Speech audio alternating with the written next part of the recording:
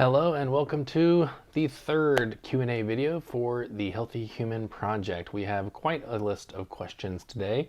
So considering how long the last two videos have been, and they've only had two questions each, I've written out my answers to keep this as short as possible. So we're going to go through these questions as quickly as I can. First question, this was appropriate for this week because two people on the Healthy Human Project, actually three including myself, have all been sick. You might remember I had a cough last week in the last Q&A, but anyway, we have two people who have been out this week because they were sick. So I thought, what a great time to discuss what you should do when you're sick.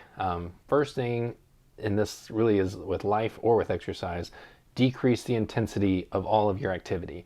Stop going 100%, go down to whatever your current comfortable capacity is. Let your body use that extra energy to heal, to recover, to get over the illness, whatever it is you're battling.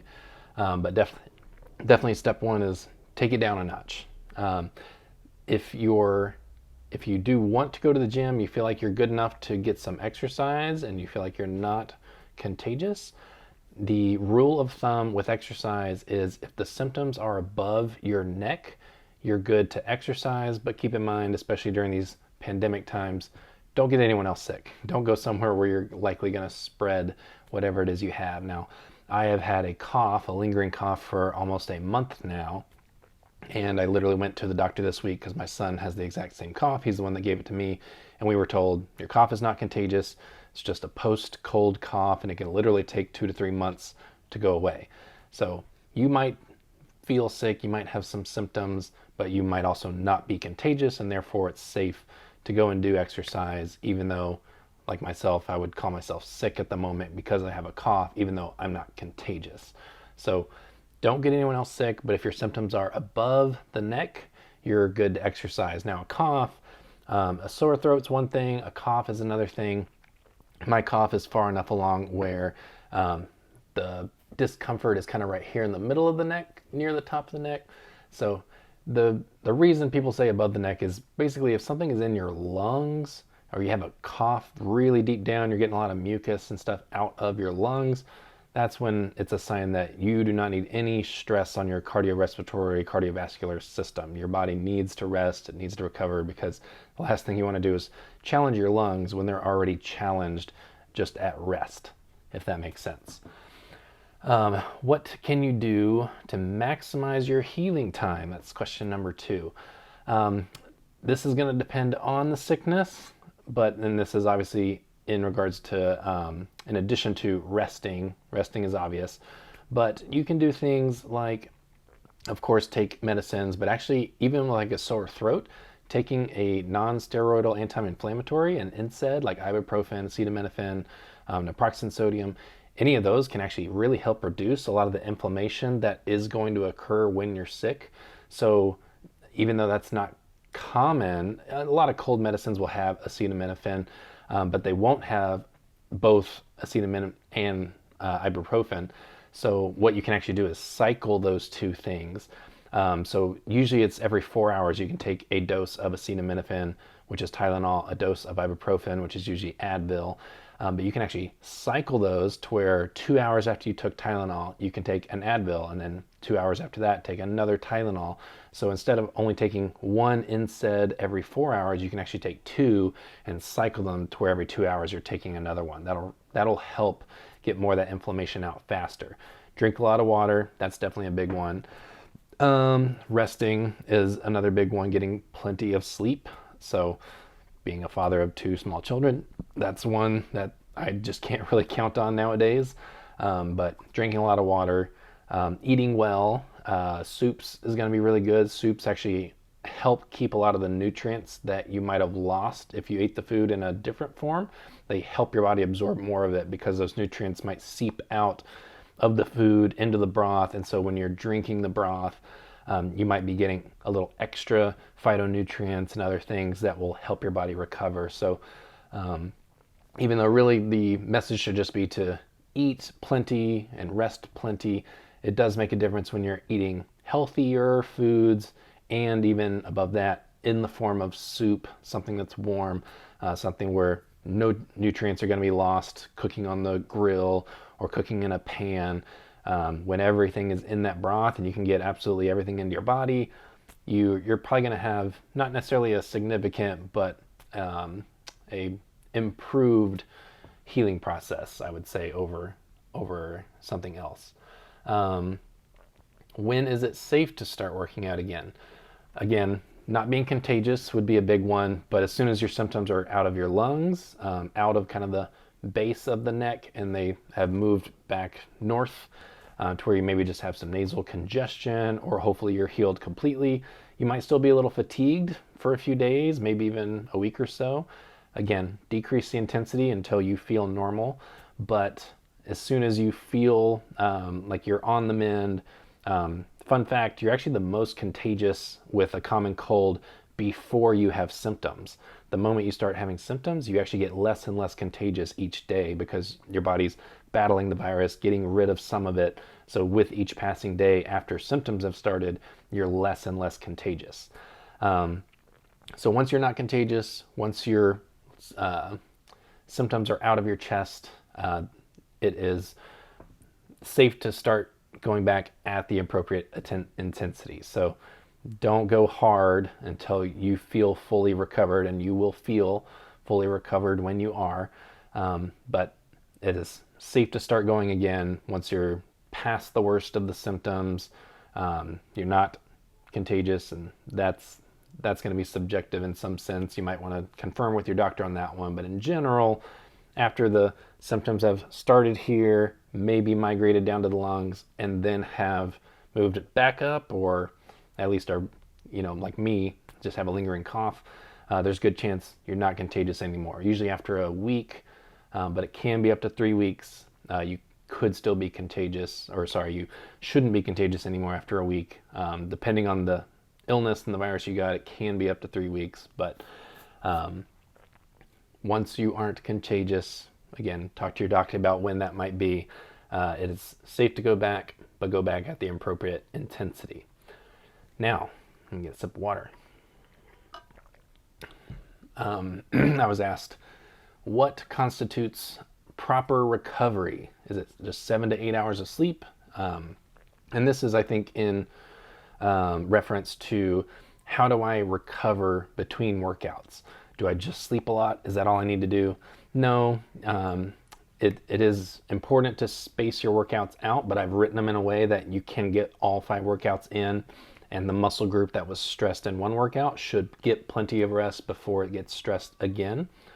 But yes, in addition to 7 to 8 hours of sleep, which 8 is better than 7, and 7 is better than 6, the more you can get, the better. Eating well is going to be very important, drinking lots of water, but then resting. Let me get a sip of water again real fast. Still have the cough from last week. Not as bad though. If you do all these 5 workouts, but you're also in 2 recreational sports leagues, let's say Ultimate Frisbee and then a basketball league, and you're doing both of those on top of these 5 workouts, there's a good chance you're overstressing your body, and you're probably not going to adequately recover between 1 week of 5 workouts and the next week of 5 workouts. That's where we'll talk about this more in the program, but balancing the 5 workouts a week with outside workouts, like you playing a sport is a workout. So we can't just be expecting everyone, especially the older we get and the farther away from our athletic youth we get, to be doing an unlimited amount of exercise through the week. We just can't do that realistically. So there has to be a balance. So the Healthy Human Project is meant to be all the activity you need during a week. Depending on your fitness level, you might be absolutely fine doing 1, 2, maybe even 3 athletic events each week in a recreational sports league. But for most people who are out of their 20s, well past their prime athletic years, you're probably going to need to sacrifice 1, maybe even 2 workouts to do the intense sports league that you might be a part of each week. That being said, the nutrition part, I did want to just mention, this could be an hours long discussion about what's good nutrition, what's bad nutrition, but essentially you need a mix of fats, so nuts and seeds, fats that you're going to get from plant food, nuts and seeds. You need fats from animal sources, or essentially that's saturated fats, which you can find in some plant sources, but generally plant sourced fats are going to be healthier for you in general. Again, you need both, but animal protein will have saturated fats, and your body does need some saturated fats, just not as much as the average American tends to eat when they're going to McDonald's in the morning and cramming down 2 or 3 breakfast sandwiches, and then they're going out to eat at fast food for lunch. That's just, you're on the path to way too much saturated fat and higher cholesterol. So make your own food. Try to make sure there's plants at each meal, a substantial amount. Try to make sure some nuts and seeds are in there. By doing that alone, you're going to get a good mix of healthy fats as well as fiber, in addition to a lot of phytonutrients. And hopefully you're not packing on too fatty of a dressing, but you should absolutely have some dressing on any salads that you might be having. No offense to vegetarians or vegans out there, but animal protein is one of the best things you can eat to recover. It just has the best composition of amino acids that your body can readily use, turn into the different proteins that it needs in order to heal. But I'm not pressuring anyone to eat animal products if they don't want to. You can get by on combining certain carbohydrate sources to get plenty of protein, but that protein is less bioavailable, meaning your body can't use it as efficiently as it could if it came from an animal source. The composition of amino acids just is not as rich. Excuse me. Keep your diet low sodium. Again, that's basically accomplished by not eating out too much. And try to keep your sugar low while you're keeping your fiber high. And there's nothing wrong with eating fruits that have sugar. It's just a matter of keeping baked goods out of your diet so that you're not having a lot of foods that have a lot of added sugar that was sprinkled into it rather than naturally is a part of that food in nature. I might not be able to do all these questions because the more I talk, the more my cough wants to come back. What protein do I like? Well, I like animal protein. I like natural protein more than anything else. The best sources being eggs, fish, and unprocessed meats. Yeah, we might have to call this and save these for next week. I did not think it was going to be this bad trying to talk.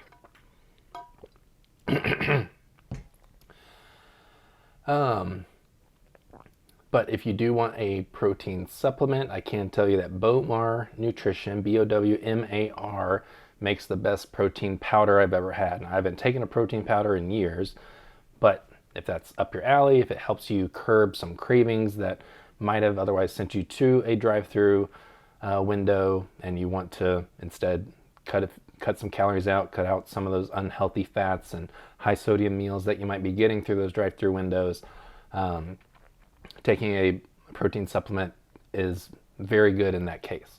So Bowmar Nutrition, their chocolate's really good. They have quite a few flavors that are really good, honestly. Blueberry cheesecake, the pumpkin spice one. There's another one in there, but yeah, they've honestly got the best protein powder I've ever had, and many of their flavors are very good. I only had one flavor that wasn't so good, but I honestly don't remember what it was. What should you eat on the run at cheap, medium, and high levels of cost is what he's asking, of fast food or fast casual food. The rule that I would give you is to just get one thing, no matter where you're going, whether it's a cheap place, a medium cost place, or a high cost fast food or fast casual place. Just get one thing. So instead of a combo, just get whatever that sandwich was. It can be the burger, it can be the sub, whatever that thing is. You usually go and then they say, do you want the combo where you get the side of fries, tater tots, whatever it might be, chips, and then a soda? Just get the one thing, the entree. Cutting out the side and cutting out a soda is going to make all the difference on someone who's trying to either maintain or get to a healthy weight. So don't get the combo. Enjoy the burger, enjoy the sandwich, whatever it might be, but skip the side items. No fries, no chips, whatever. Just the sandwich, and drink water with that. No soda. If it needs to be a diet soda, that's fine, as long as there's no calories in it. You're still going to be increasing your sodium content for what that's worth, but at least you won't be getting the calories from the sugar that would be in a normal soda. So, fun fact, I was going to suggest something like an Arby's Gyro, but then I compared the calories of an Arby's Gyro and the fat, the carb content and such to a Big Mac, and in that sense, a Big Mac is actually healthier than a Gyro at Arby's because that's how much fat and stuff has been packed into that. That's why it tastes so good. So just get the sandwich. Don't worry about what the item is at the place. Just get the one thing. No side items, no other sandwiches, no other subs, just the one. And I promise you that's going to have all the calories you need for that meal. We might be able to get through. There's only 3 more questions here. What's the best thing you can do to be successful at the Healthy Human Project is what this is in reference to. The best thing you can do, manage your expectations. Marketing, decades of it that you have consumed either consciously or unconsciously, has implanted this idea into your head that success should be easy, that pounds should just fall off, that results should come quickly, and that if they don't, you're on the wrong program, you're doing things wrong, you're on the wrong diet. Well, it's actually the opposite that is true.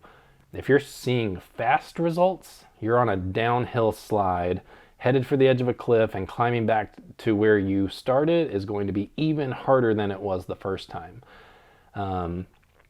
So my imagery that I want to give you is picture yourself at the bottom of a mountain, and the only way up is one step at a time. There is no running. Running is not an option on a mountain. You can't just run up this thing.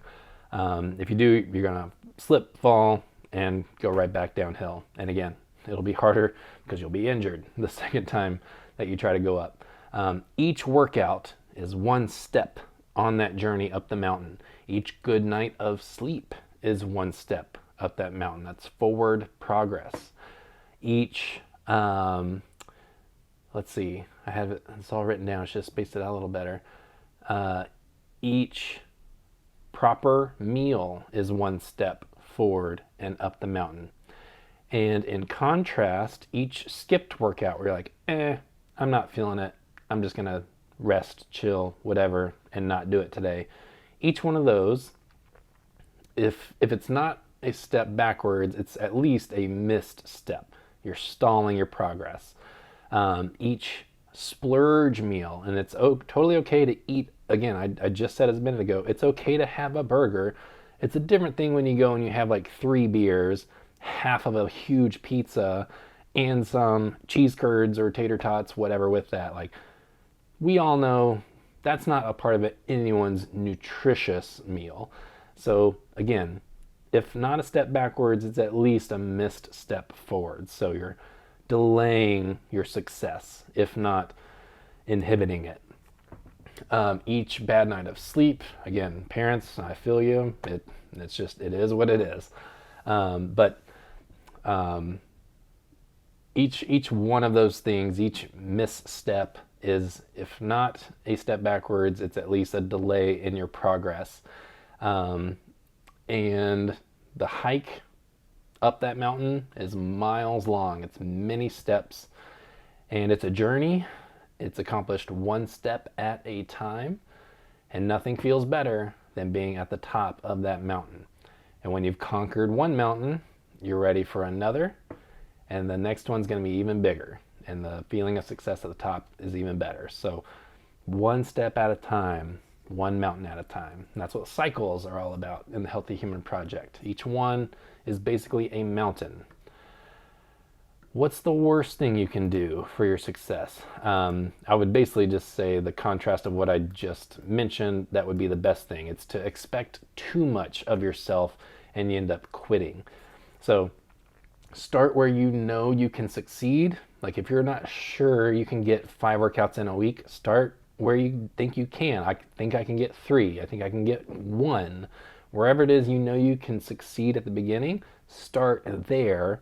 And we can go talk forever about how every single exercise, to manage your expectations on those exercises and try not to demand too much of yourself. Try to take it easy, start where you know you can succeed, and then just build off of that.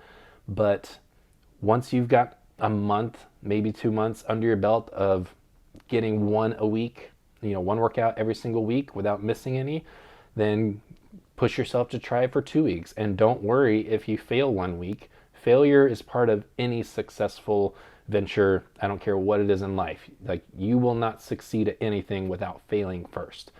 So you should get excited about failure. It means you found something that's challenging and it's become a target for you to overcome. So that might be a good thing to put with the what is one of the best things you can do to be successful. It would be get excited about failure. Like, look forward to failure. That's one of the best things you can do, is find a point where you do struggle and you do hit a failure point, and then see what you can do to get past that point and conquer it. So one of the worst things you can do is to expect too much from yourself, push too hard, and then you say, I didn't do it. I'm not doing what I thought I needed to do to succeed, so I may as well just quit. I must not be on the right path. Yeah, don't do that. You just started too hard. You just need to scale back, find what it is you can do, what you can get momentum behind, and slowly but surely push that carefully. And if you have questions about that, please reach out to me and ask. Finally, last question. Do you recommend random planks or crunches? I think this is basically like, outside of my workouts, should I be doing some other stuff to accelerate my progress? And while I will say you don't need to do anything to accelerate your progress, if you're doing the Healthy Human Project workouts and you're pushing yourself to the intensity that I prescribe of like 60% RPE, 70, 80, whatever, then you're doing everything you need to. But if you're getting all 5 workouts in, or you're getting the 3 or 4 workouts you can at the gym each week, and you want to do something in the 15 minutes that you might have at home here and there, the best thing you can do is just move, which usually is going to take the form of going for a walk. If you're healthy enough, going for a jog is even better.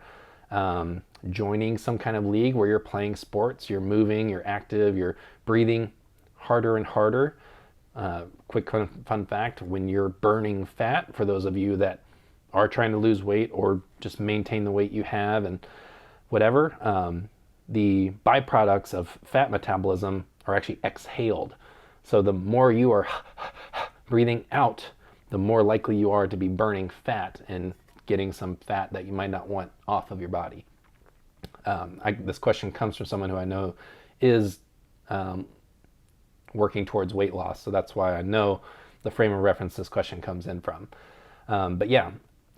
Doing light activity in addition to the workouts is going to be better. But if let's say you are only doing 1 or 2 workouts a week, you can fit in some higher intensity activity at least once, maybe twice a week in addition, then recreational sports, maybe it's not even a organized recreational sport, but you're just going to the gym and you're playing basketball with yourself, you're doing layup drills.